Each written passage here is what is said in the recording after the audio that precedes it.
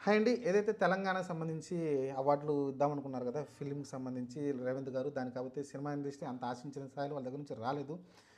దీన్ని ఎందుకంటే మనం ముందే మాట్లాడుకున్నాం కదా! గద్దర్ అనే వ్యక్తి కాకుండా వేరే వాళ్ళు సినిమా ఇండస్ట్రీకి సంబంధించిన వాళ్ళు పేరు పెడితే బాగుండు అని చాలామంది భావించారు. కానీ అదే గద్దర్ తెలంగాణ ఫిల్మ్ అవార్డులు ఏదైతే ఉందో ఆ జ్యూరీకి సంబంధించి చైర్మన్‌గా అయితే జయసుధ, నటి జయసుధ గారు మనకు తెలిసిందే.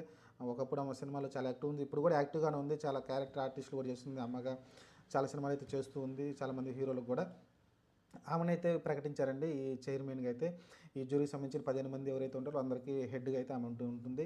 మరి ఇంకా చకచక అయితే పనులు జరుగుతున్నాయి. మరి దీన్ని ఎంకరేజ్ చేస్తారంటే చూడాలి. ప్రస్తుతానికైతే ఎందుకంటే గద్దర్ గారి పేరైతే వాళ్ళు ఒప్పుకోవట్లేదు. అదే మెయిన్. ఎందుకంటే గద్దర్ వచ్చి ఒకప్పుడు నక్సలైట్ కదా! ఒక ప్రజా గాయకుడు అయినప్పటికీ నక్సలైట్‌గా ఒకప్పుడు పనిచేశాడు. మరి అలాంటి వ్యక్తిని మనం సినిమా ఇండస్ట్రీకి సంబంధించిన అవార్డులు ఇవ్వడం ఏంటనేది చాలామంది అప్పుడు మాట్లాడడం కూడా చూసాం. ఒక నక్సలైట్‌కి ఈ సినిమా అవార్డులకు సంబంధం ఏంటి? ఆయన ప్రజా గాయకుడు కావచ్చు. చాలామంది ఇంకా రచయితలు